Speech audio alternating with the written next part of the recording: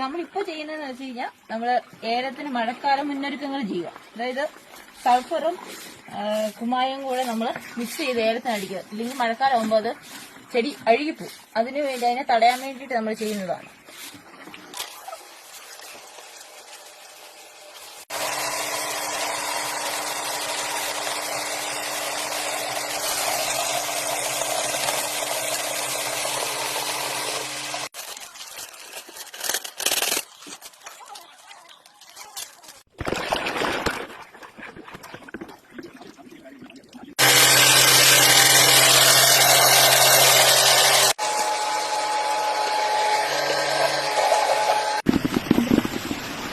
നമ്മളിപ്പോ ചെയ്യുന്നതെന്ന് വെച്ച് കഴിഞ്ഞാൽ നമ്മള് ഏലത്തിന് മഴക്കാല മുന്നൊരുക്കങ്ങൾ ചെയ്യുക. അതായത് സൾഫറും കുമ്മായം കൂടെ നമ്മൾ മിക്സ് ചെയ്ത് ഏലത്തിന് അടിക്കുക. ഇല്ലെങ്കിൽ മഴക്കാലം ആകുമ്പോൾ അത് ചെടി അഴുകിപ്പോവും. അതിനു വേണ്ടി അതിനെ തടയാൻ വേണ്ടിയിട്ട് നമ്മൾ ചെയ്യുന്നതാണ്.